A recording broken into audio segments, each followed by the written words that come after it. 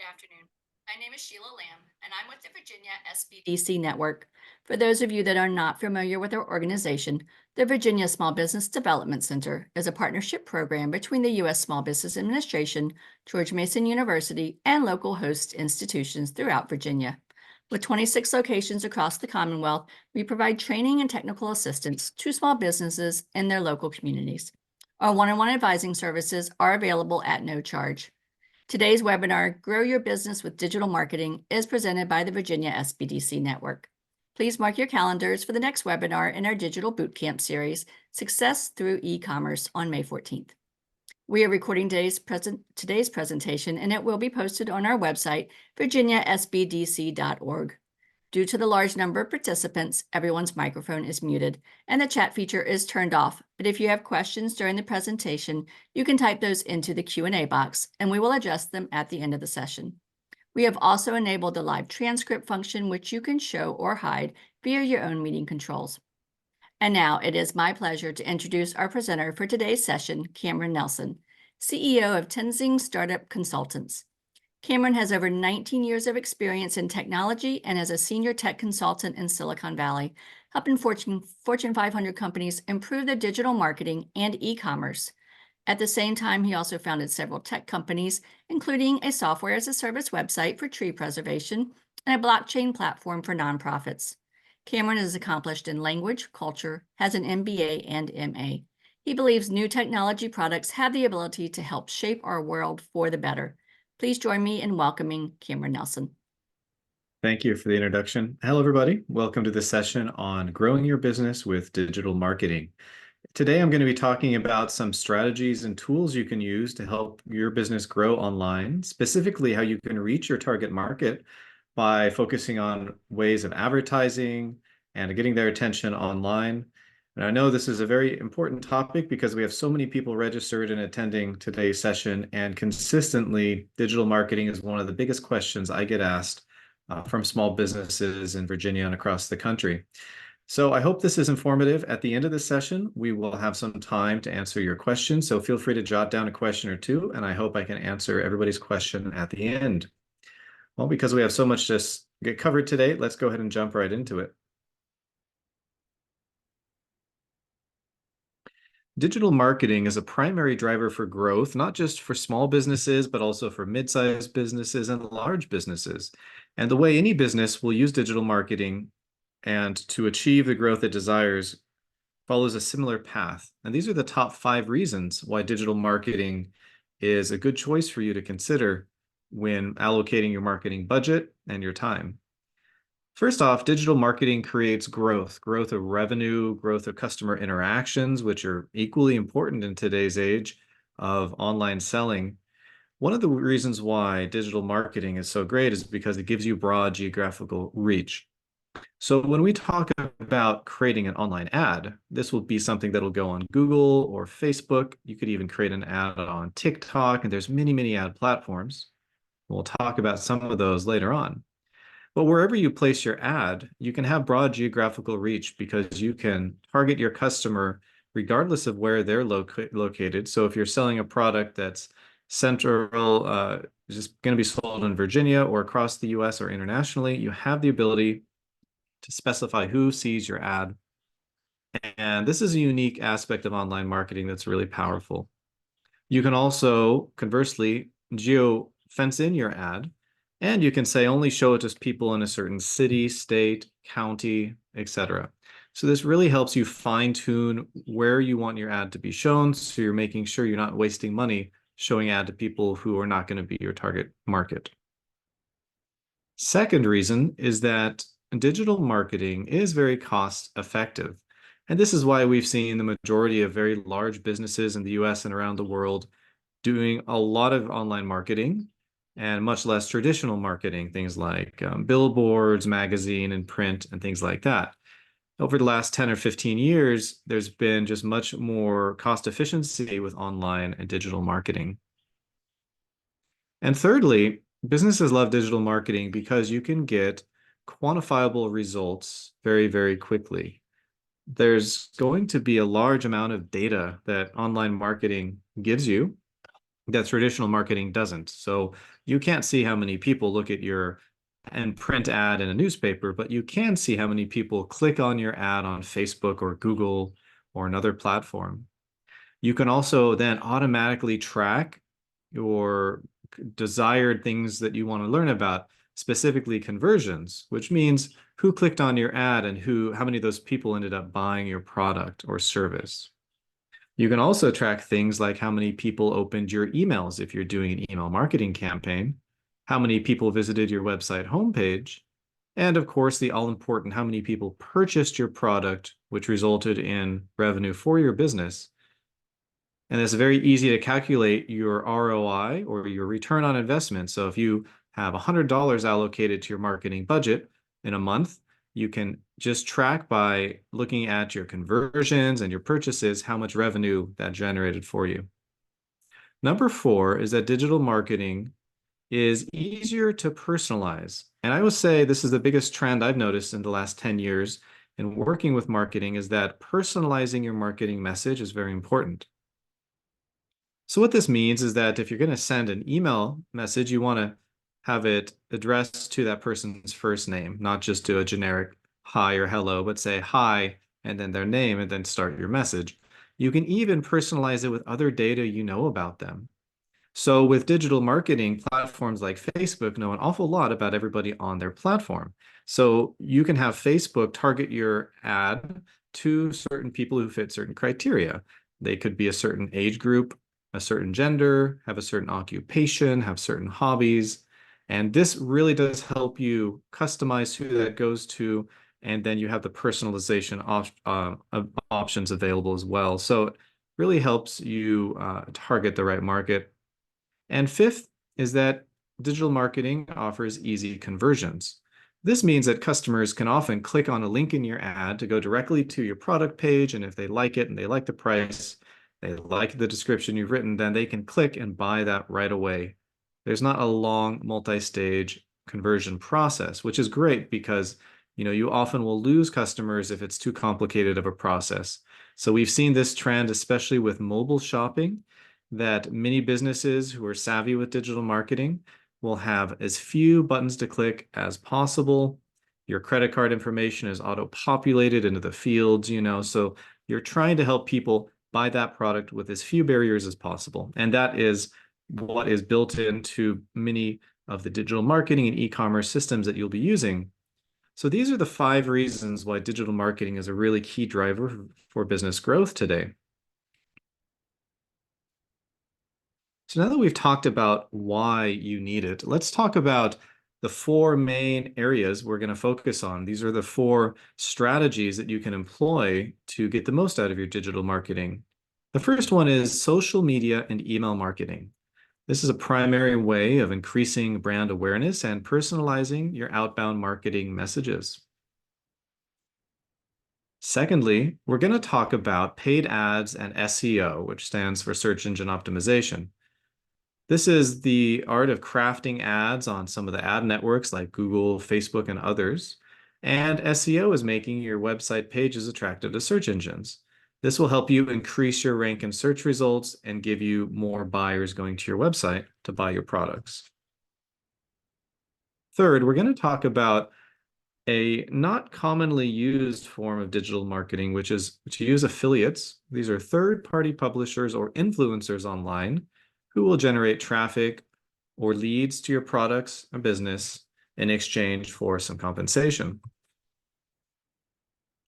And fourth, we're going to tie everything together with analytics. And this is how you use the data available to you to see everything from your conversion rate to how many people are looking at your website to how much revenue your ads generated. So this is great. If you have, 3 or 5 ads running simultaneously, it can be very time consuming to try to manually figure out which ads are doing the best. But by using some smart analytic strategies and tools that I'm going to show you, this can be automated, and this will greatly enhance your ability to understand the impact of your ads so you can make sure you're not throwing money down paths that are not being relevant and helpful to your business. So first, let's talk about social media marketing. Social media marketing is great for a few key reasons, and we've all seen Facebook and even Twitter/X, YouTube, TikTok. These platforms have grown huge on the revenue they're generating through digital marketing. So something's obviously working here. Brands have figured out that this is the best way to generate awareness of your products and services online. It's great by fostering discussions online. On Facebook, people can leave comments on your posts. You can have that critical conversation with your customers, answer their questions, respond to their feedback. You can even talk about new products or sales or new openings. And by engaging with your audience, you'll have an effective method for attracting attention to your brand. And this works equally well for big brands and small brands. Obviously, big brands have a large following and a large budget. You'll be starting off, if you haven't done social media marketing before, you'll be starting off relatively small, but that's okay because there's a few ways you can really accelerate the number of followers you have on social media, which I'll be talking about throughout this presentation. Secondly, social media marketing is really great for getting these metrics and these analytics and having reports at your fingertips to help you understand which of your posts that you made have gotten the most likes or the most shares. And these are really good engagement metrics to show you what kind of posting material you need to be focusing on. So some businesses do better with text posts, others with images, others with videos, and you'll need to experiment to find out what type of post works best for your unique industry and with your client base. And lastly, social media marketing is great to build trust and dialogue. And studies have shown that customers online are much more likely to buy a product from a company that they trust, yes, but also that they agree with the mission of. So there's so many mission-driven companies nowadays. The customers prefer to support that type of company. If there's 10 different options to buy the same product, they'll gravitate towards that they agree with the mission of. So you can build these relationships and explain your mission over social media, and it's a key reason to use it. You can then create helpful and informative content to your target market, and generally then your sales will follow that once you've built that engagement and built up that trust.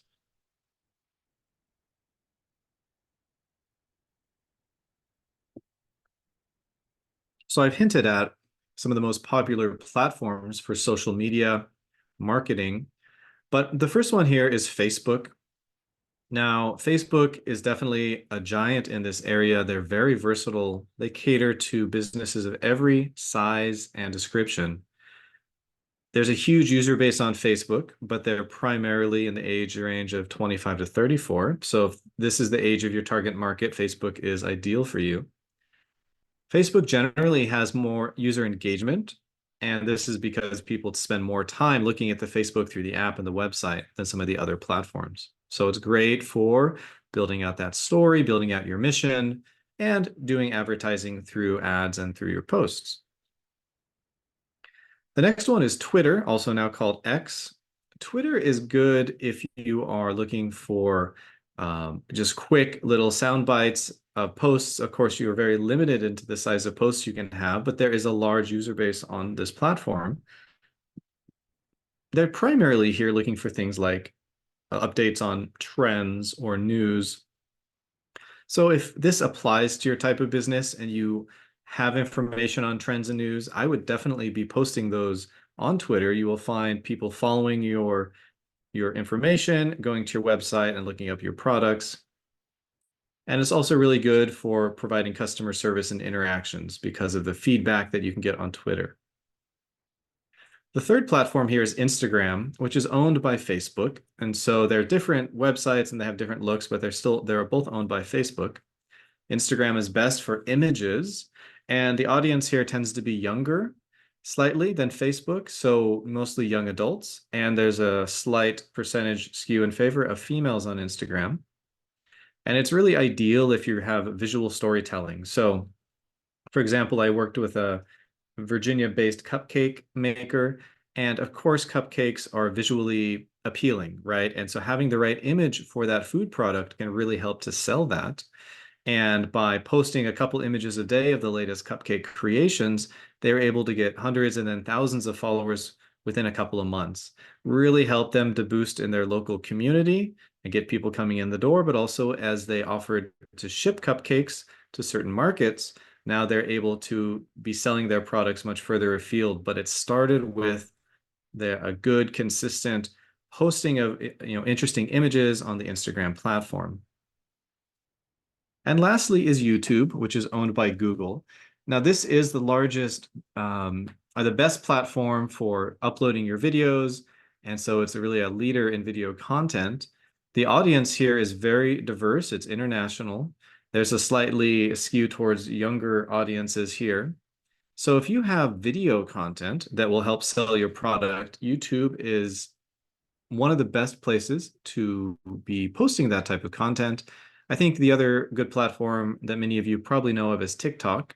And so the real difference between YouTube and TikTok for marketing is that TikTok is limited to a much shorter type of video, just a few seconds. YouTube videos are often 5 to 10, maybe 20 minutes in length. So obviously producing a good looking 20-minute video is kind of overwhelming for a small business. You might find that it works for you to create some little short videos on YouTube, which are called YouTube Shorts, and they're free to upload. And then of course you can put your business website and link to the product in the description. You can also post those types of videos to TikTok. So it's worthwhile to experiment on posting the same video to both platforms for a couple of weeks or a month or two. See which one is getting the most engagement, because you'll find that your target market might be on one platform more than the other.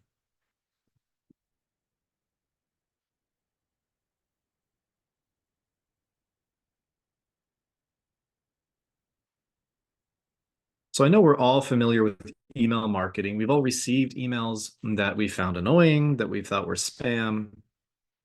And so here are some do's and don'ts when sending out emails to your target customers, and which will help you get those emails in the right category of this is interesting and useful, not spam that is going to be reported as such.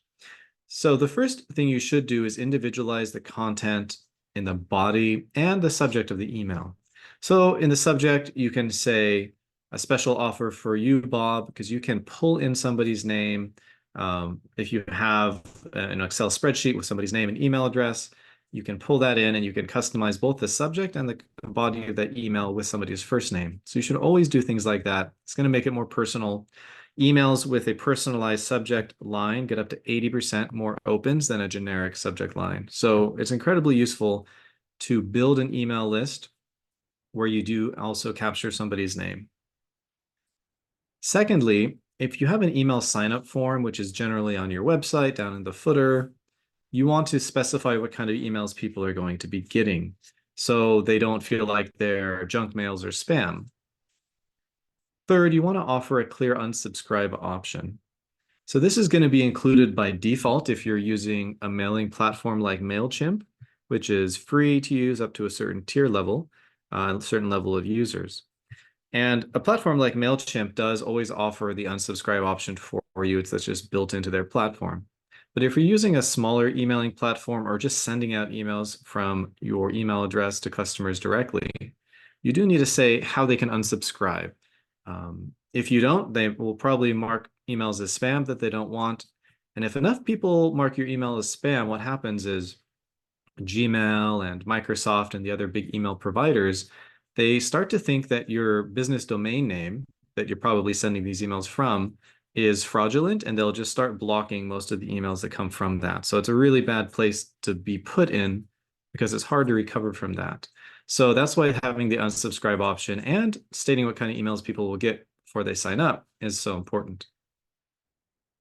Next is you should integrate both the transactional and promotional emails. So you can have some emails that are just offering tips or news updates, and then you can sprinkle in some emails that are actually trying to sell a product. You don't want to just have all sales emails because people don't find those valuable typically.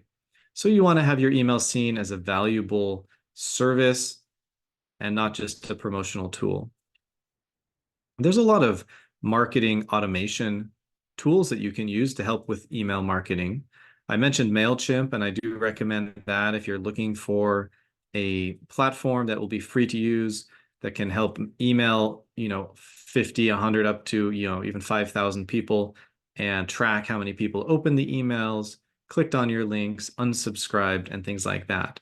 By using a system like MailChimp or one of its competitors, it'll greatly reduce the amount of time that you spend working on your email campaigns. And I'll also say that with the advent of AI across a lot of forms of digital marketing, MailChimp is now offering an AI assistant to help you write your subject lines and even writing the body of emails. So it's pretty exciting because a year ago, none of this was available. You would have to think of every email you wanted to write, and create that yourself, and it could take hours. Using AI, you can start with an idea. So let's say you're the cupcake seller and you have a new blue icing cupcake. You could just say to the AI, write me an email of 200 words about my new blue icing cupcake. And then you could also give your business website. And what it'll do is look at your website, write an email describing this new product, and then you probably want to double check it got things right. But it will save a lot of time. And so it's a useful tool and automation tool to help you with your email marketing. So there's some things you want to avoid as well. You want to avoid overhyped subject lines. You don't want to use caps, all caps, and you don't want to use a lot of exclamation points or things like that. You don't want to send your emails from an address that is not actively checked. And if you email a big company like Google or Microsoft or Apple, you'll often see they email you back from something that says no reply at apple.com. And they do that because they can't handle the volume of emails that people would send them every day. It would probably be in the millions. So they discourage that. But as a small business owner, you want to encourage dialogue. So I would always send your emails from something friendly and accessible like contact at your domain name or support at or info at, something like that. So if somebody has a question about your email, they can just click reply and you'll actually see that. You don't want to send emails that offer no value. So they need to be seen as value adds to somebody's life because everybody's so busy and getting so many emails. Emails seen as valueless will quickly get just either unsubscribed to or marked as spam. And you don't want to offer too many call to actions. So if you have an email, it's always best to have at least one call to action. So it could be if you have a news update you're trying to tell people about, you could link to a source of that.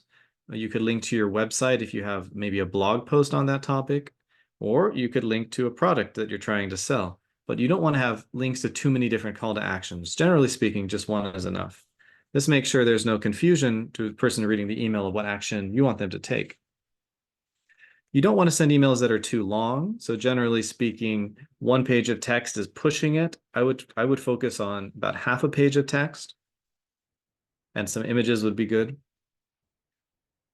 You don't want to send an email that's the same to your entire email list if you can avoid it. So take, for example, if you're a typical business, you're going to have multiple buyers of your products. Maybe you have one group of buyers that are teenagers, maybe high school age, and another group of buyers that are maybe 50 to 60-year-olds. And you've identified these as two primary types of buyers for your products. You can segment your email list and just say this group of people are the teens and this group of people are the older ones. And then you can customize slightly the emails you send to each group to make it more relevant to them. You want to make sure that you're optimizing your emails for mobile. Up to 75% of emails nowadays are being read on mobile devices. So if they're not optimized for mobile, you will definitely have people finding them unpleasant to read and unsubscribing to them. And if you're using a service like MailChimp, they're going to do a really good job at making sure whatever you want to put in the email will fit on a mobile device, like the images, or if you're even embedding a video, making sure it'll work. But if you're just sending emails yourself, you might not realize certain things will, stretch off the border of the screen. So you're going to want to send yourself a test email and test out many things if you're not using a service like MailChimp. Now, you don't want to send emails at the wrong time or send too many. And so question I get asked often is, what's the best time and how many emails are the right amount? It's tricky to say because every industry is going to be different. Generally speaking, emails sent in the morning time between 9 and 10 a.m. and between 5 and 6 p.m. in the evening work the best. This is because people are either getting into work or just leaving work and they have a few minutes to kind of catch up on the emails that they're receiving. So this can be a good time to send emails. You can start with that and then see what the data tells you. And as far as the frequency of emails, I've seen businesses doing everything from one a day to one a month. And in generally speaking, I would say one or two a month is the bare minimum. And it just depends on what you're trying to sell and what you're trying to achieve.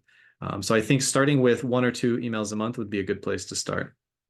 And lastly, don't ignore the analytic data that you receive back. Now, this is going to be in the form of reports and some charts and graphs, but it's going to tell you a story about how well your emails are doing. And you don't want to spend your time sending out emails that are providing no value in return.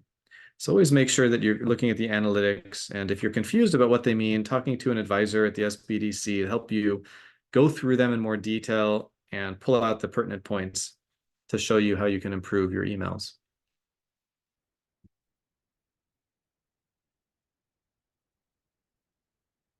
Well, secondly, are paid ads. So with emails, you're sending out emails and it's not really costing you money to send out those emails. Paid ads, you're going to pay a set amount every time somebody clicks on the ad, and generally around 30 to 60 cents per click. So you hope you sell your product because you're paying for the ad to be clicked on whether or not somebody buys anything. So what determines if your ad is shown? So if you're in a city, say Arlington, Virginia, and let's say you're in the bakery business, there's certainly other bakery ads in Arlington, Virginia. So these are the four factors that determine if your ad will be shown in the usually 3 slots for ads in a typical Google search result. The first one is the ad quality. So does your ad have any spelling mistakes or typos? Things like that will decrease the quality and lower the chance that your ad will be shown to somebody. Secondly is the keyword relevance. How many words in your ad match up with the search query? So this could be important, to be aware of certain trends. If people are searching for healthy donuts, Arlington, Virginia, or whole wheat donuts, or whatever your industry is trending on and what people are thinking about, those are the keywords you need to be in your ads so they will match up with the keywords being searched for. The third factor is a landing page quality. So typically, if you have, let's go keep with the bakery example, if you have a physical bakery in a location, the landing page will be your website and you might have your products listed, you might have your address and contact info. If you're selling with e-commerce, you might also have a checkout page where people can go and they can order products, pay with their credit card, and then you will ship it to them. So the quality of that landing page that the ad goes to, again, it needs to be free of grammar errors, spelling mistakes, overuse of exclamation points and things like that. You also want to make sure that there's a good ratio of text to images. So if Google sees that a web page has, all text and no images or vice versa, it'll actually give that landing page a low score because it seems like that page might not be formatted in a way that's kind of up to modern standards. So making sure the landing page quality is good is an important aspect. And the fourth element here, if your ad is going to be shown, is the bid amount. So as I said, when somebody clicks on your ad, you'll pay Google or Facebook or whoever is showing the ad a set amount, generally between 30 and 60 cents, but sometimes a bit more. And that is called the bid. Now, by default, the bid is set automatically, but you can always adjust it in advanced settings. So if you're looking to have your ad shown over your competitors' ads every single time, you might go into your Google settings and say, I will bid $2 or $4 or $5 every time somebody clicks on my ad. This will make sure that Google's going to show your ad at the top of the ads more frequently if you're bidding more. So some of the largest ad networks that you'll want to consider using are Google. You also have Microsoft and Bing. YouTube is also a very large ad network if you have a video ad. Facebook and Instagram is very large. You can also run ads on LinkedIn, Twitter, and even Pinterest as another image sharing platform.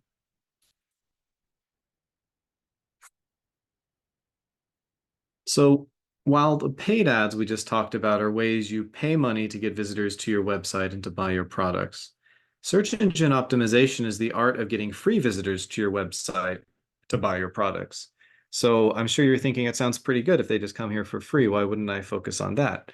Well, so it is important to focus on SEO, and almost every business doing digital marketing will have some thought and time and energy put into SEO.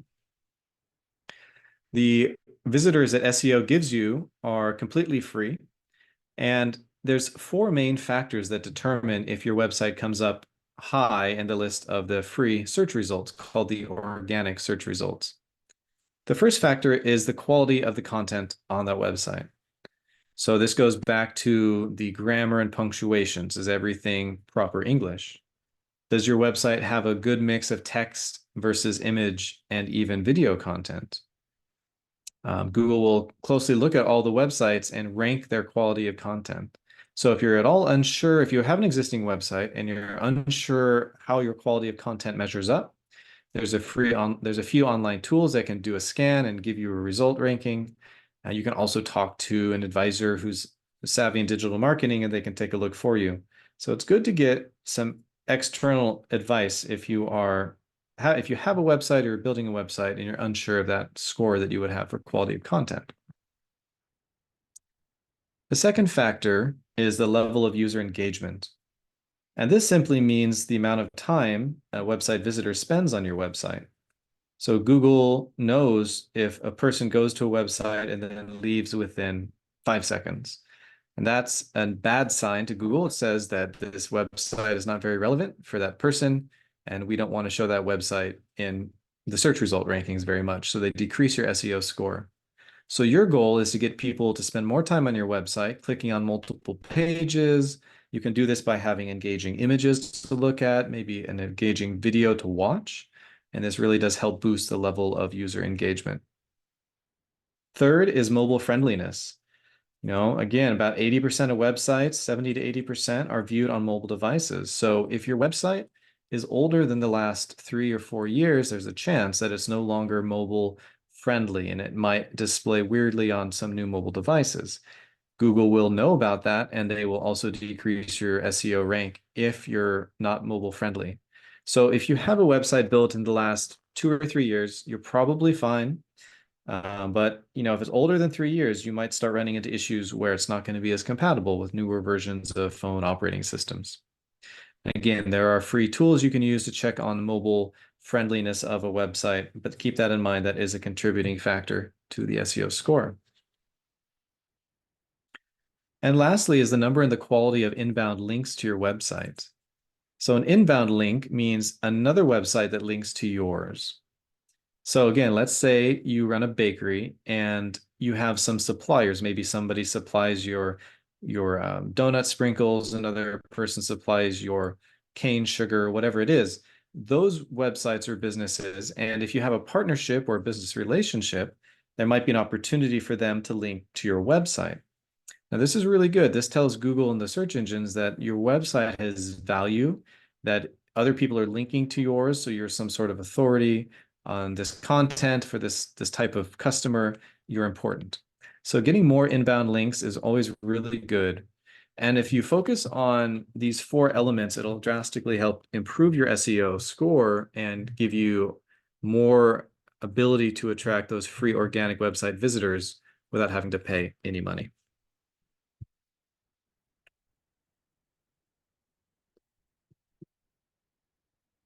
So for those of you looking to go a little deeper, here's a bit more information on how to get started with website SEO. Now, again, this is just quite a cursory overlook, but it's a good place to get those grounding of the main parts of SEO. The first one is you can do some keyword research. And the action here is you want to identify relevant keywords that people are searching for, because you can put those keywords on your website to help that quality of content score go up. There's a couple tools like Google Keyword Planner or SEMrush that are popular and used by both business owners and marketing professionals to help you understand what keywords are going to be good to put on your website. Secondly is what's called on-page SEO. Your website pages have what's called title tags and meta descriptions and header tags. Now, this is information that's sometimes hidden kind of on the back end of web pages. And whether or not you're building your web page on a platform like Wix or WordPress, or you hired a professional developer to do it kind of manually, you'll have the ability to modify the title tags, the meta description, header tags. So what you want to do is make sure that your pages have descriptive titles and good descriptions that are using some of the keyword research that you found up above. Again, so you want your header tags to have the keywords people are searching for. These all help boost your SEO scores. Thirdly is the quality of the content. So this is the action. You create high quality and relevant content that engages your audience, primarily by addressing their needs. So people are looking to buy a good or service because it's solving some sort of need or problem for them. So you can get your people to engage more with you and read more of your content if you're really answering their questions. And you should also regularly try to update your website content to keep it relevant. And fourth is the page load speed. So some people on mobile connections might have a slower internet connection than somebody at home on their own Wi-Fi network. So if you have large images, it can take a long time to load a website. So there's certain techniques you can use to make sure your website loads quickly. One of them is called browser caching, which is something that if a website developer helped you make your website, they can easily set up. Reducing redirects is a similar thing. It's something that you probably won't do yourself unless you're a website developer. And you can also make sure the images you upload to your website are small enough in size that they're not going to take a long time to load up. So this means having images that are under 200 or 300 kilobytes in general and not very large, not in the megabyte range, because that's too big for most websites. And there's a good tool here that I recommend using to see how the page load speed is. It's called Google Page Speed Insights. And it's a free tool. It'll scan your website and tell you from Google's point of view what is causing it to load slowly so you can address those issues. Again, everything on this page is more of the fine-tuning techniques of getting your SEO working even better.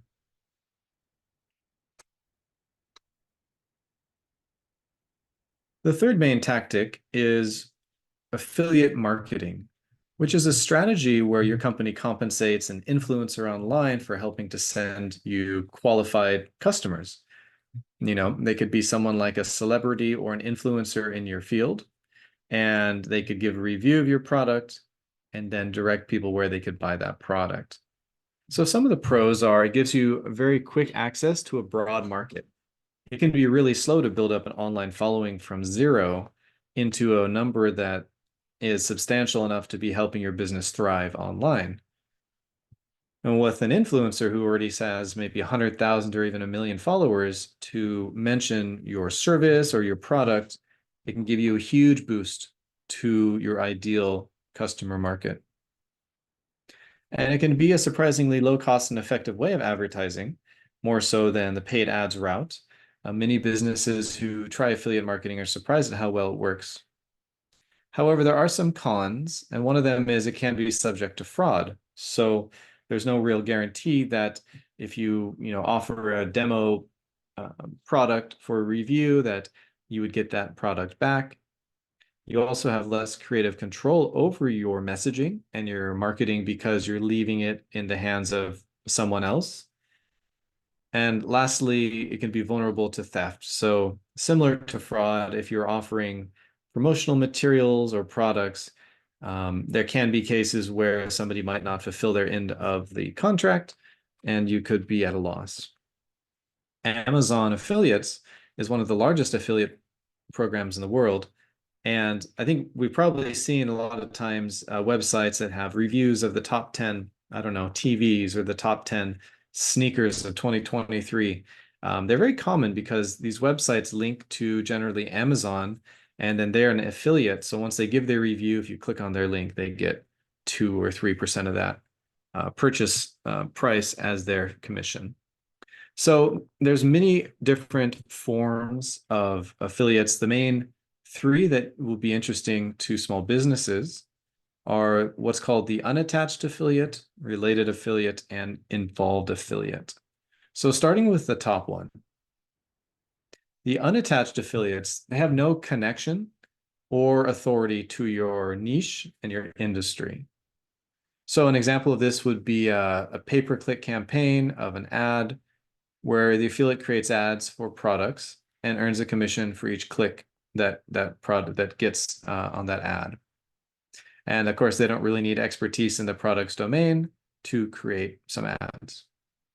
The next type of affiliate is a related affiliate. And they promote products they do have a connection to, but they're not necessarily a user or a reviewer. So one example of this could be a fitness blogger who promotes a kind of brand of sports equipment. And the last type of affiliate is called an involved affiliate. And these are the kind that generally give you the most results, but are also the most expensive. They have used your product and they're going to create content like a video review or maybe just a text blog post based on their experience. Generally speaking, it'll be a positive review, but again, you lose creative control in this process, so you might not get a positive review you were hoping for. An example of an involved affiliate could be a beauty vlogger who demonstrates and reviews your type of makeup product. And generally then they would endorse it. Now, the compensation you pay any of these types of affiliate is really between you and them. It's just something you work out. Now, they could earn a commission for sales generated through their efforts on your behalf. They could receive free products. They could receive just a set payment amount. So there's no hard and fast rule on that. You would work out a contract between you and them and negotiate that. And fourth is the analytics.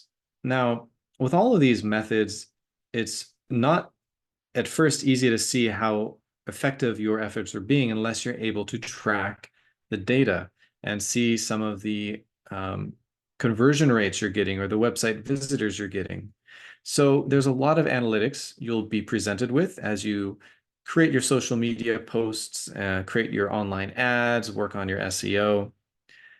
But here are the top 6 categories of analytics you should be paying attention to and why I think they're the most relevant and important to you. The first one are the analytic called traffic sources. Now, this shows you where your website visitors came from. They could have come from they could be direct visitors, which means they probably clicked on a link to your website in your email newsletter or on your social media page. They could be an organic search source, which is great. It means your website SEO is working and they searched for something and your website came up and they clicked.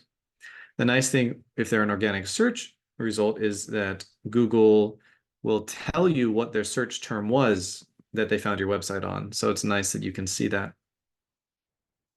And lastly, they might be a referral traffic source, and this would probably be from someone like an affiliate's efforts marketing on your behalf. The second metric are the page views, which is the number of times your web page has been viewed and which pages of your website are getting the most attention.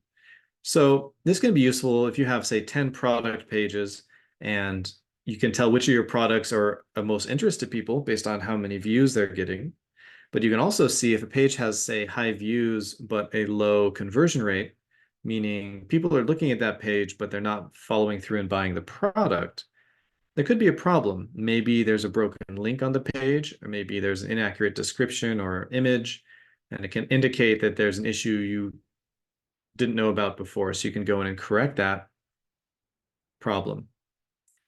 Third is the average session duration. So again, having good relevant content that's interesting will help people stay on your webpage longer.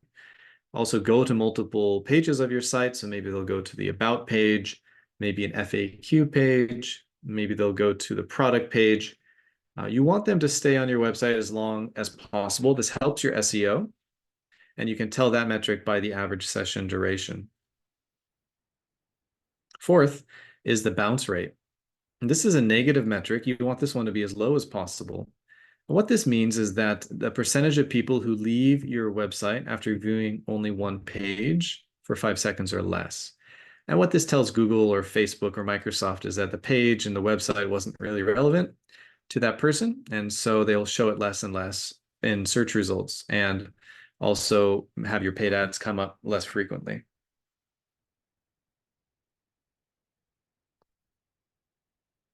Number 5 is the exit rate. And this simply shows what pages of your website people leave your website from.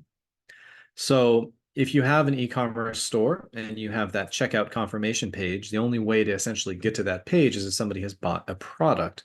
So you want to see a high exit rate on that page if it applies to you.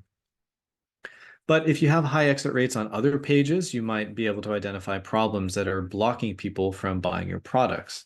If they're all leaving from your homepage, maybe they're not seeing links to the products they're actually interested in. And so they're leaving before they dig deep enough to find those. And 6 is the conversion rate. And a conversion can be many different things. It doesn't have to be a sale of your product. It can be submitting your contact form and making an inquiry. And this is especially relevant if you're in a service-based business. Let's say you do a home remodeling business. You're not going to be selling probably products on your website. You'll be looking for people to contact you to come, learn about their needs for the home remodel. You get them as a client. So your conversion rate can be anything you want to track. And your analytics can help you track that, and you can measure week over week or month over month if that conversion rate is going up or down. And it can be an overall indicator of how well your website and online marketing is working.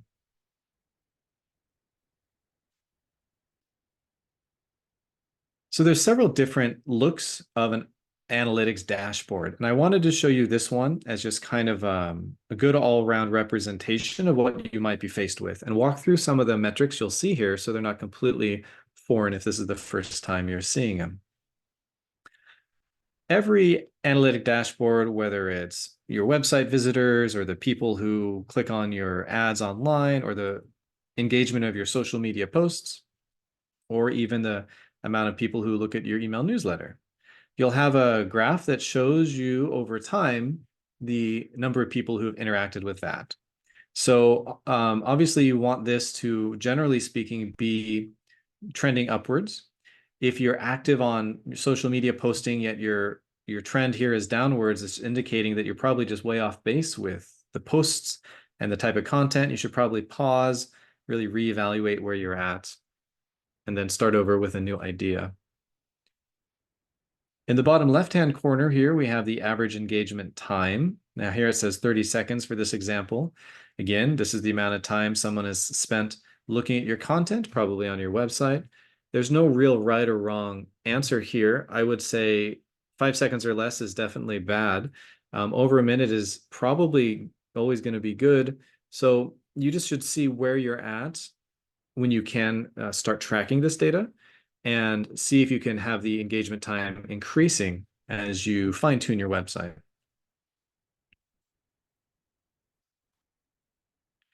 The next number we see here are the conversions. This is, in this case, 931. So this can be, again, tracking your sales, your newsletter signups, or whatever you want to be tracking. Making sure this is trending up is the important thing. Now in the upper right-hand corner, we have a circle chart which shows the sessions. Again, we have some of those categories I mentioned: referral, paid search, which will be your paid ads, direct, so somebody clicking on your email, your website address in your email newsletter or another source like that. Social, so if you have a social media post that links to your website, it'll come up listed as a social session, a referral of traffic. So these are all, this is just a great way to see where people are coming to your website from. Now, some of you are either selling in a B2B scenario, business to business, and others, probably the majority, I would say, are selling B2C, a business to customer. So there are a few key differences when you're advertising online to these two different groups. B2B sales tend to have a longer decision-making process, and they have to go through more people before they can make a purchase. So your sales cycle is going to be longer in a B2B sales. So your online marketing strategy should focus more on relationship building and helping to establish your credibility.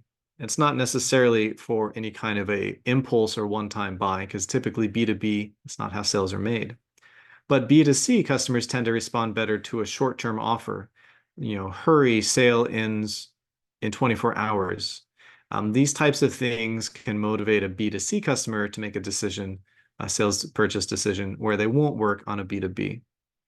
Also, B2B transactions are usually based on evidence, so having white papers or research reports or data sheets, things you can send out in your emails or talk about online, it's going to really help you make those B2B sales. Whereas B2C sales, studies have shown, are much more emotionally based. So the messaging here should be focused on making your customer feel good about a purchase. Again, it can be solving a problem they have. Also, customers will gravitate towards supporting businesses and brands that have a mission that resonates with them. So these can be your emotionally based messaging in B2B and B2C sales. And also, B2B sales typically require more than one person to make that buying decision, generally speaking. So if you can have a downloadable document, maybe, it's a white paper, research study, whatever is relevant, a data sheet, that can be passed along, that's great. Whereas B2C customers, they don't really need that to make a buying decision. They favor the one-on-one connections with a brand. And also, not to forget, things like user testimonials and reviews are very important in driving online buying decisions. I would say more so with B2C than B2B, but it never hurts to have testimonials even when you're selling in a B2B environment.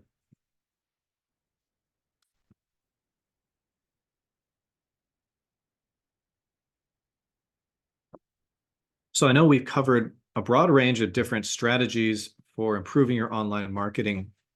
So I want to kind of sum it up here, because I know after I talk to business owners on this topic, sometimes they're kind of feeling bewildered or there's too many options, they don't know where to start. So first off, I think digital marketing, it helps you get insights into your customers' likes and preferences. It helps you understand your customers' buying habits by looking at those analytics and that data you have. It shows you what's working on your website and not working to make your sales. And it helps you better target your customers with your outbound marketing messages, like with email campaigns and your social media posting. So I have a couple of tips to leave you with. The first one is, online marketing is always evolving. A good example of this is AI. And in the last year, I've seen this, I would say, kind of take over a lot of elements of online marketing. And you can tap into this by using tools like I mentioned, MailChimp. Even you can have a Chat GPT subscription and go directly and ask it to help you write your marketing emails or your digital social media posts. And AI can be a great tool and a great time saver. But you do need to always stay aware of the latest trends and changes, because in a year from now, things will have definitely shifted, as they always have been. So you can attend presentations like this one. I know that the Virginia SBDC will be offering a presentation on ChatGPT and AI, specifically on those later on this year. So making sure you come to that, and also talking to business owners, about what they're experiencing with online sales and online marketing. And if you're not sure where to start after hearing all of this information in the presentation, I think you should start with your gut instinct and grow your digital marketing strategy from what is approachable to you right now. I think many forms of digital marketing are not as overwhelming as they first seem as you start to get into them. And many of them are free. You don't really need to spend anything other than your time to create your social media pages. Even you can create a website for next to free, and you can start marketing and getting your message out there. And you might be surprised at how successful your initial efforts are. I know I've talked to dozens and dozens, if not hundreds of small businesses in Virginia who have gone down this road and had questions and challenges, and many of them have been surprised. And you can learn from your data and adapt your strategy over time.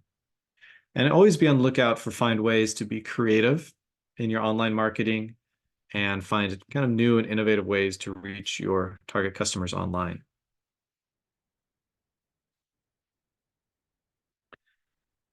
So I thank you for attending. I will now have time for your questions. I hope you all have some questions for me, and we'll get through as many of those as we can get through in the time we have. Thank you. Thanks, Cameron. We do have a couple questions that have dropped in.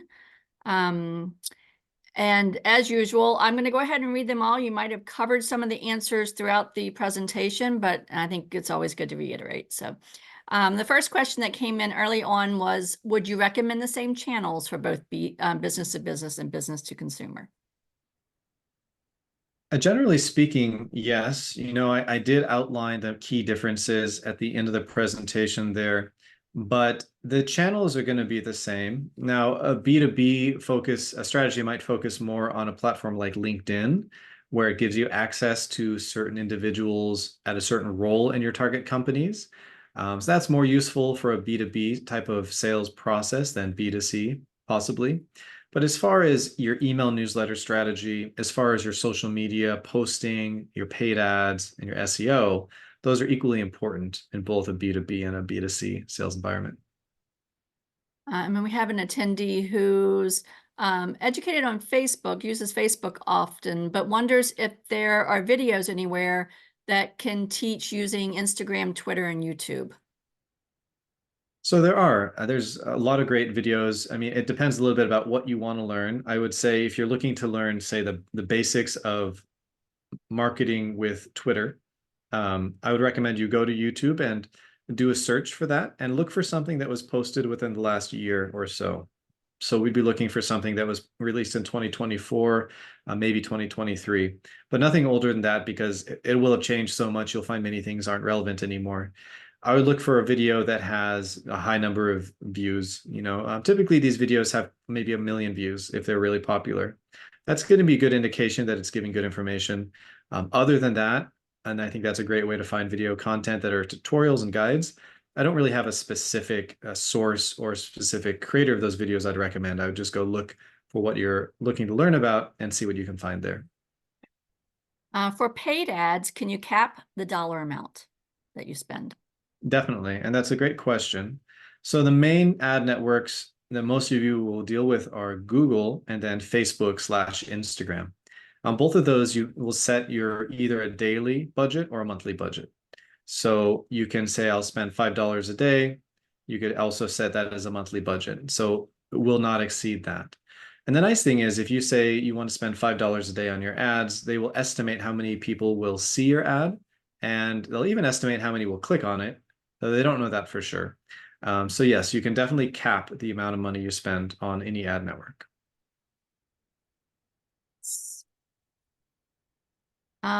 Are the common ad selection algorithms open source? If not, what is the best way to gain an understanding of how these algorithms select ads? So they're not open source, which means they're not public knowledge of how the ad algorithms work.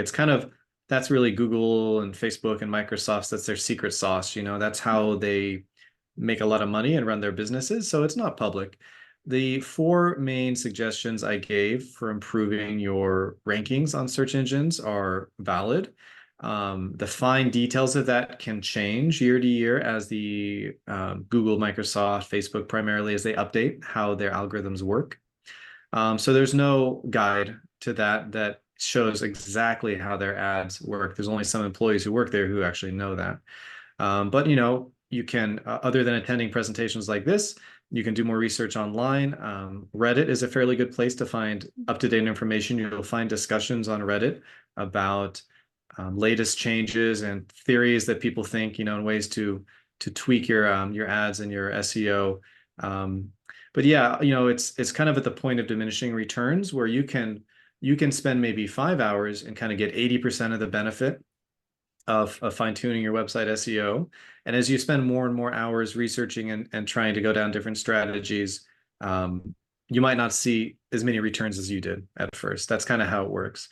So it depends if this is a really interesting and important part of your digital strategy, as understanding the algorithms. But I think for most people here, I'd recommend not going too deep into that. You'll never know for sure how the algorithms work. What are the free tools for SEO rankings? Yeah, there's well, one I would start with, and I listed a couple here. And by the way, the presentation will be emailed to you, so all of the tools I mentioned, you can go back and review those. But SEMrush is good. SEM stands for Search Engine Management, and it's kind of like an umbrella that encompasses SEO, search engine optimization, and a couple other things like the page speed insights I talked about that show how fast your website loads. So SEMrush is a good place that a lot of professionals like myself use to dive deep into website analytics and look at how they're performing. You can use it for free up to a certain point, and then you have to pay, but you can take a look at that as a good first step. Can we find our Calculate or SEO score?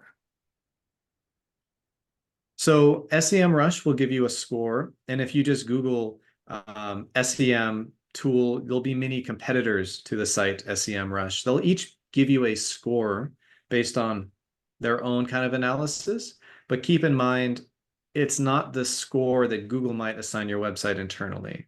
That score is based on their proprietary algorithm. So you'll be able to gain a pretty good understanding of where your website's doing good and where it's failing from a tool like SEMrush. How long should your website page be? For instance, should it be shorter than the desktop screen or longer?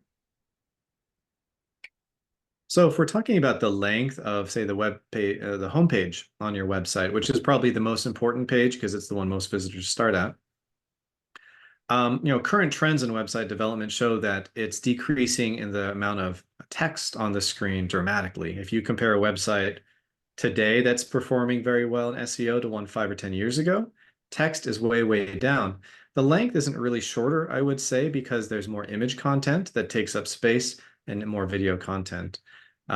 So there will be more specific guidance and guides you could find by doing additional research, but I don't think there's any hard and fast rule on the length it needs to be. I would say that prioritize visual storytelling as much as possible because nobody's going to read 2 or 3 pages of text on a homepage. Essentially, that's just not going to happen today.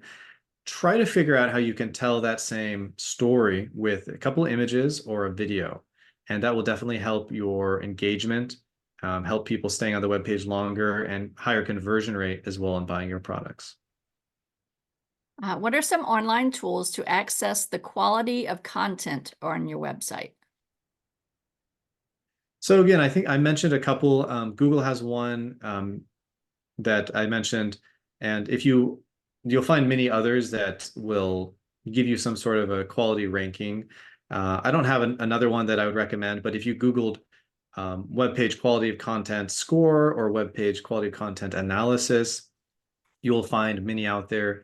And they all, again, will give you a slightly different score. They should be in the same ballpark. So, if they're all saying you're kind of ranking in a C or a D level, obviously it tells you there's something wrong. If they're all saying you're ranking highly, you're doing something right. But they'll all be slightly different because they use their own algorithm. They try to approximate how Google would see your website, and they all approach that slightly differently. And this is, I think we're in the same category here. What are the Google Analytic tools, and is there a cost? So Google Analytics is a free platform. It's a free tool. You can access that by going to analytics.google.com. And if you're developing your own website, you can pretty easily get the what they call the tracking code from Google Analytics, put it on your website, and then you can start tracking all the data that I showed. If, however, you're hiring a website developer to build a website for you or maintain it, they'll also know how to do that. So Google Analytics is always free, and I highly recommend it. There's a few other analytic platforms out there, but for your own business website, I've always found Google Analytics to have the most features, to be very user-friendly, and it's free to use. So To be an affiliate marketer for Amazon, do you have to have a certain amount of followers? This goes on to when I have seen videos about it on YouTube, it seems like Amazon gives everyone a link. However, when I go onto Amazon, it seems like they have requirements like how many people follow you. That's a good question. Amazon does change their policy for how you can become an affiliate. Last time I looked was 6 or 8 months ago, and I don't believe they had any kind of check to see how popular you were online. They would let you be an affiliate and just try your best, to sell their products for them. But that might have changed. So I would think that there might be an FAQ on Amazon's website that has the current information, or just send them an email or try to call them. I know they're pretty hard to get a hold of since I think they outsourced all their customer service overseas, and it's kind of tricky to talk to somebody there. But you might find an online discussion or forum post that has more up-to-date information. What tools are available to create dashboards for analytics from all sources, websites, social media, email, etc.? That's a great question. So probably what you'll be looking at is several different dashboards that are separate. From what I've seen, there's no real good solution other than maybe trying to custom build a website to aggregate different dashboards. You probably have one for Google Analytics, which is kind of like the example I showed. It's very clean and simple, and it gives you a lot of great information.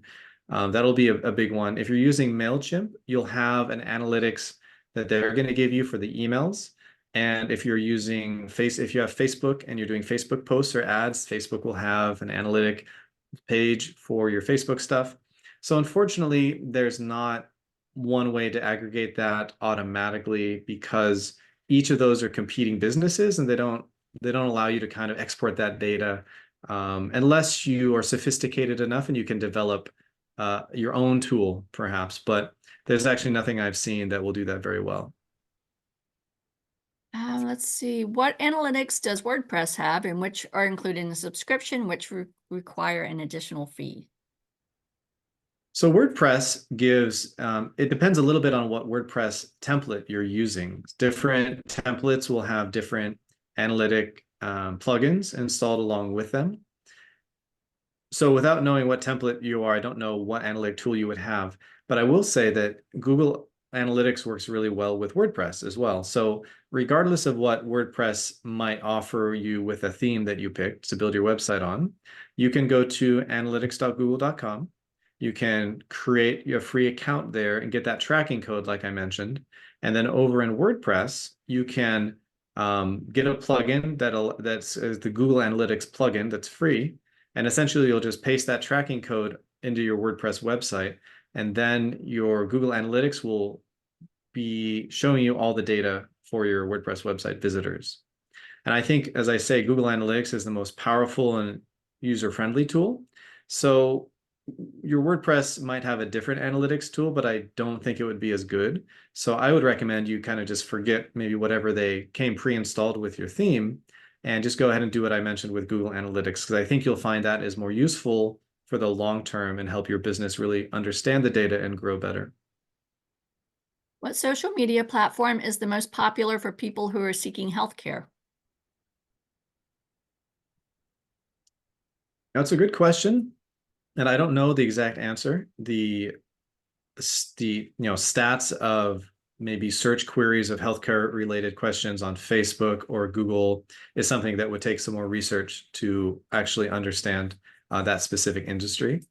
One place you could start would be to do a Google search for that question. There might be some tools that will go out there and rank them, but I don't know the answer to that right now. Let me know if you need more information for this question. Can you put businesses that are relevant on your email list, or do you have to gather their information? So that's a great question. I think what they're asking is, if you have a target market, can you go and like copy and paste their contact emails from their websites and then just start emailing them? Yes, you can. That's not illegal. You're not breaking any laws, but you might find that they will quickly ignore them or unsubscribe or mark them as spam.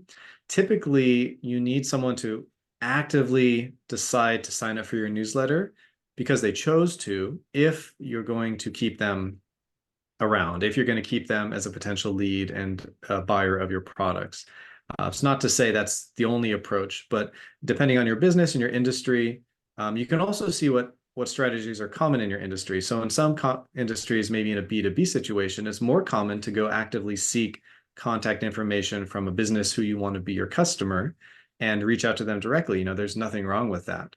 I would make sure the emails are personalized with somebody's name and customized so they're just not looking like a very generic type of email. And that should help you get a higher open rate and a higher engagement.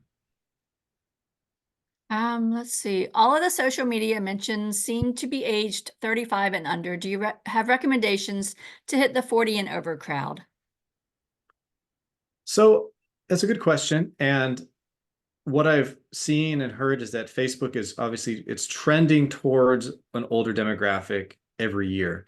The same people who were using Facebook 5 years ago tend to stick on it more, and younger people aren't using it as much. So that demographic, which is over 1 billion users, is aging. So I think Facebook is one of the top contenders for an older crowd.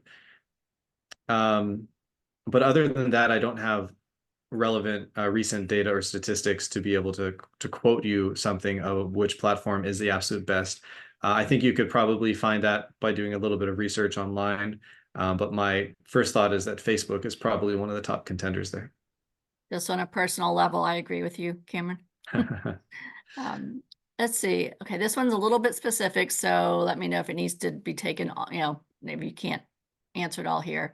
If you use Wix to create your website, should you buy the domain from them, and how do you know which premium plan to choose?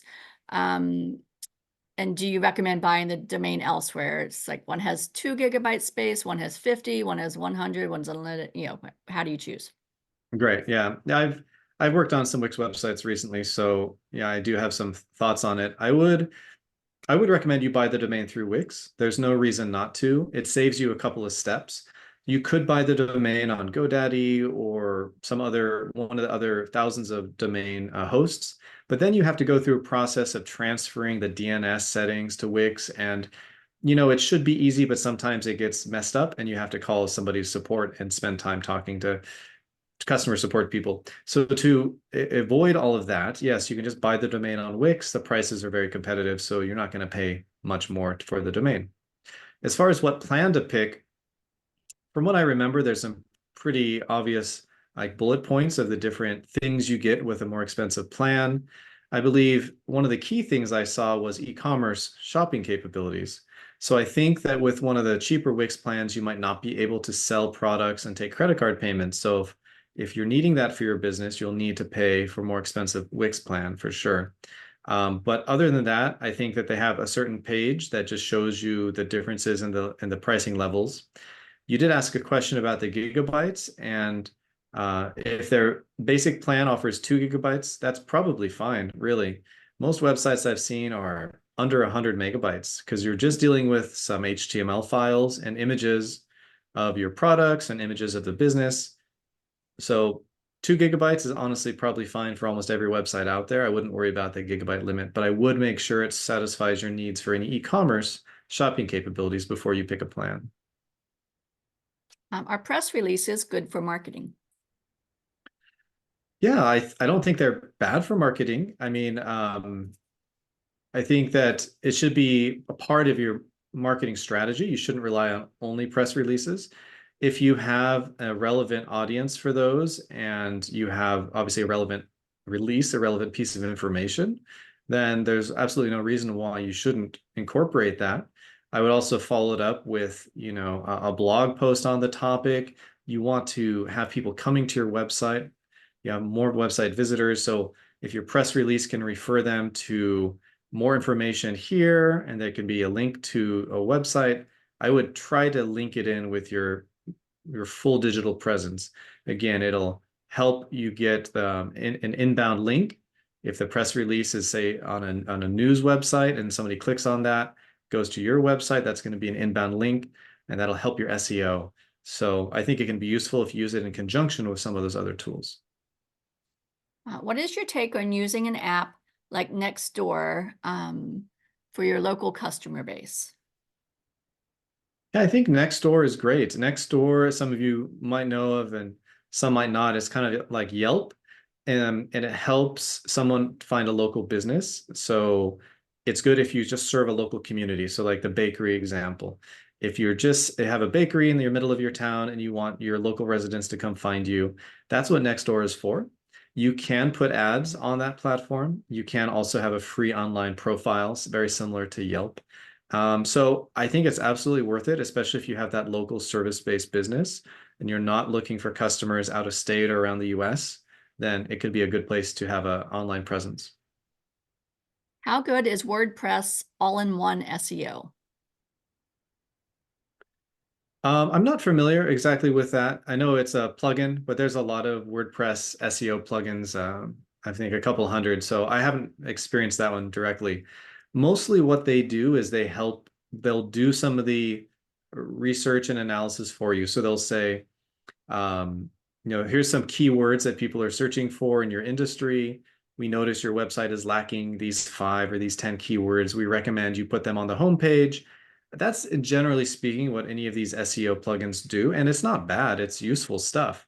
If you don't want to use a tool that Google provides to find some relevant keywords, you can just use a plugin like that. I can't speak to the accuracy of that plugin specifically, but I would read the reviews of it in the plugin store on WordPress. And if people are saying it seems to be working really well, I've seen my organic visitors improve after using it, then I think you should use it. But those are the key things you're looking for, is how well are people saying it's actually working for them? Because it might claim to do a lot of things, but at the end of the day, it might not be of high quality as you would expect it would be. Can you repeat the name of the email you stated earlier to help send an email out? As you mentioned in the cupcake example, I think MailChimp is probably that. Yeah, that's it. It's quite sure. MailChimp, all one word.com. And there's a few others, but I think that's the world's #1 email marketing platform right now. And honestly, it's really good. I think the key advantages are it can pretty much do everything you need to do from the beginning, from a small business up until even a gigantic business. And it's free to use if you have like under 2,000 people in your contact list and you send less than 20 emails a month or something. It's right around there. So it can be completely free for you to use for a while until your business grows and exceeds those limits, and then you pay a small monthly fee to use it. And here are 2 questions from one attendee. If you are a business to consumer, wouldn't social media be easier than managing overhead of a website? And does social media paid ads cost more because of this? I'm not, I'm seeing the question as, do I need a website in Mhm. addition to social media marketing? A website will be something like www.yourbusiness.com. You don't absolutely need that. You don't need your own business website, but I think in most cases it helps because it gives your business a more polished look online. If you're just relying on your Facebook page to sell your product or your Instagram page, you're under their branding, you're under their umbrella, and so by having your own branding with your logo and your look and your feel really fine-tuned to your target market and your target customer, everything from the colors and the font you choose, there's a lot that goes into communicating with your target customer. And I think if you have your own website and you're doing this well, you can sell your products faster and also at a higher price point because you have a more polished and professional looking online image. So that's my recommendation. Of course, I don't know your specific business or what industry you're in, but overall, that's what I recommend to business owners. It's great to have the social media as a funnel, but if you rely on that solely, you might find that it limits your ability to really attract new customers and sell your product at a higher price point. Do you have any tips and tricks for people using Squarespace for their website? So yeah, Squarespace is another simple website building platform. I think we've covered the main 3 so far today. Wix was asked about, WordPress was asked about, and now Squarespace. So that's great. These are the main 3, and they're all very similar. Wix and Squarespace are simpler in the sense that they don't give you as many options, but they still allow you to build a website and sell your products through e-commerce. Those of you brave enough to go into WordPress, that is a more advanced platform with many more options and much more flexibility. It is a bit overwhelming sometimes for business owners compared to Wix and Squarespace. So, that's just a quick, my impressions of those and of working with business owners. I think if you're using Squarespace, it's probably, hopefully it's working out for you. But if you need something more advanced, then WordPress would be something you could move to. And I know you are focused on digital marketing, but do you have any thoughts on mailer marketing? Yeah, it's a great question. I would say I'm not a source of expert knowledge on mail marketing, so I wouldn't venture any opinions there. I do focus on digital type marketing, but I think it's possible that there's someone here at the Virginia SBDC with relevant experience there. So you can email us at help@virginiasbdc.org. We'll get that and direct you to the right person. Absolutely. What are your thoughts on buying templates on Canva or Etsy? Um, I do need a little bit more information. Whoever asked that, could you just let me know? Are we talking Yeah. about a template for a WordPress website or what kind of template? Yes. Randy, if you can just elaborate. That was our last question Okay. for websites. So what are your thoughts on buying templates on Canva or Etsy for websites? Okay, well, I'll have to assume a platform like WordPress. That's probably what you're talking about. So yeah, there's many places to buy a template for WordPress. A template, for those of you who don't know, is the starting look and feel of the website. So it's kind of got the design elements, it's got the color scheme you want, and you swap out the images and text with your own. So it gives you a head start on building your website. There's a few sources that I prefer to buy templates and look for those. One of them is themeforest.net, which is, I think, one of the largest marketplaces for WordPress templates. I've never bought them on Etsy, so I didn't know they were even for sale there. I don't see why that would be a problem, but I would definitely check out themeforest.net as, I think, one of the best sources for themes. Um, and they definitely have thousands of themes, and you can sort by your industry and compare what you see there versus what you find on Etsy and make your decision. In any case, once you buy it, you will download the zip file, and that will have the files for the website all contained in one file that you will upload to your WordPress server, and then it'll install that and you can start using it. So I guess make sure if you buy it on Etsy that they will deliver that zip file to you somehow, because that's what you need to get it running on WordPress. Okay, do we have any other questions? We have about 8 minutes to pick Cameron's brain. Let's see. Okay, so here's something. So after just doing this, if you think you're going to need to hire a designer, it's best to let the designer help choose the template. So they're thinking that the designer should help you choose the template, or it can be a waste of time. Thoughts on that? So I worked with a lot of website designers, and I think most of them are happy to help you choose a template. But I will say that none of them understand your business or your target market as well as you do. So while they might have some good experience of what kind of websites are popular in 2024, I don't think you should rely on them to choose the template, because that really communicates your brand message to your target market. And picking the right template with the right layout and look and feel can help you increase your conversion rate and make more money. That's not something that they're gonna be an expert on, because they don't know your target market. Unless they do, unless they're a real expert in your target market, but that would be an exceptional case. Most website designers don't know specific markets, they do know the general trends. So what I would say is work with them to choose the template. Don't feel like you're forced to choose a template that they say you should use. I've seen businesses go down that road and been very unhappy. They said, my website designer said this was the best thing to use, but I never really liked it, and a year later I still don't like it. Definitely don't be in that position. If you're paying the designer to help you, you're the business owner, and you need to make that final decision. So you might find 3 or 5 that you like and ask them which of them they think would work best, and just have that conversation with them. And here's someone just asking what the difference is between a website designer and someone who just sets up a template. Can the designer also just set up the website?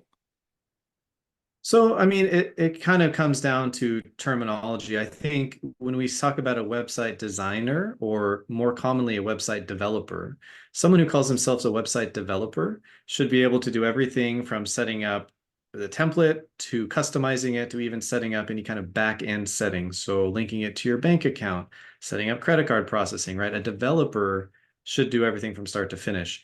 A designer, in my mind, isn't so much going to do the back end stuff like setting configurations. They'll mostly be focused on the look of the website, the layout, the placement of things. So they might not have the expertise to do the back end things. But yeah, I mean, I don't know. It all depends on kind of what their experience is. So somebody could call themselves a designer or a developer, but yeah, it depends on what they're actually capable of delivering for you and what you need help with as well. Here's one. I think the question is, do you recommend, paper, regular business cards or virtual business cards with the QR codes? Any thoughts on that? Well, I mean, a lot of paper business cards nowadays also have a QR code. So I think that would work. From what I've seen, there's at least in the industry I'm in, which is kind of technology consulting, there's less use of business cards in general. Our business card is kind of like our LinkedIn page. But your industry might have a more reliance on physical business cards. And so I think, well, putting a QR code on your business card is just fine. I'd probably have it go directly to your main website if that's the best, or maybe to your about page on your website, or whatever you think would be the most relevant. We have a couple more questions dropping in. Let's see if we can get through them. Should tech consultants leverage LinkedIn and their own website instead of YouTube and one of the other social media platforms for opportunities? Well, I think that certainly LinkedIn and having your own professional website are necessary in this field. But if you also want to have some YouTube videos, maybe some guides and tutorials, it's just a great funnel for people to learn about you. Same with having a Facebook page or posting on X. They're each funnels. And so having as many as you can does not hurt as long as you're producing good quality content. You have the time to maintain them. I think the biggest thing, it comes down to time. So if you do have good video content, I would certainly put it on YouTube, as well as having LinkedIn and your website. But if you prefer to focus more on some text messages, then I'd probably just use maybe Facebook or X as social media platforms. This is a follow-up on the business card question do you recommend using Canvas? I wonder if it's Canva to make the business card. Yeah, Canva is a very popular website for designing usually in print things or digital logos and stuff. So yeah, they've got a great business card kind of designing system. I don't know how they let you print them. They probably have a partnership with an online printer to actually print your design. But yeah, a lot of people use Canva and love it. I really like it for certain projects as well. So if you want to design business cards, Canva, canva.com is a great place to start. And they have a lot of starting templates as well. So it's not like you need to think of the design from scratch. They have like 100 different layouts. You can pick the one you like and customize the information. And then, like I said, I think they have a partnership with some other printer that'll print them for you and ship it to you. Great. How much would you recommend investing in advertising platforms such as Meta or Google for effective ad campaigns? So, yeah. Do you want to hit? I'm going to go the rest because let's see if it mixes together. Do you think it's advisable to hire a professional to manage these campaigns? Are they straightforward enough for the business owners to handle independently? Yeah, I think that you should definitely try to manage your own marketing campaigns. If you outsource that to a professional, ad creator, you're going to lose a lot of creative control. And also, they're not going to understand your business as well as you do. So they're going to miss the mark with the quality of the content sometimes, and you'll be paying them for that. So Meta and Facebook is, that's the same company essentially. Meta owns Facebook, but yeah, when we talk about it, they're one and the same. So yeah, I think that's my advice. All right, we've got a minute. I'm going to go with one last question. If you add multiple videos to a WordPress website, will it cause problems? No, the way most people add video content to a WordPress website will be to host it on YouTube. So you'll upload that video on YouTube. You can make a free account there, and then you will just integrate that video onto your page. So it'll stream from YouTube when somebody plays it. This is the way most business websites work because you don't have to pay for the bandwidth to stream that video. So it's free to you to do that. And you do see the little YouTube logo on the video. But if you want to avoid that, you can find a WordPress plugin that will allow you to essentially host that video and stream it from your own website. But it's typically not recommended because you'll probably end up paying a lot more per month for the hosting fees if you do that. All right, well, we are out of time. If there are any unanswered questions, just reach out at the help email, and we'll get you hooked up with an advisor who can answer those questions. And that information will be in the follow-up email. So thanks, Cameron. This was wonderful information as always. And I want to thank everyone else for attending today. And a reminder, you will receive an email with a link to the recording and to the slides. If you would like to sign up for upcoming webinars or access recorded webinars, please visit virginiaSBDC.org/training. This webinar and other SBDC resources are designed to be used in collaboration with your local SBDC advisors. You can sign up for a free and confidential session by emailing help@virginiaSBDC.org or via our website. We do hope to see you at our next session. Take care, everyone. Thanks, everybody. Bye-bye. Bye.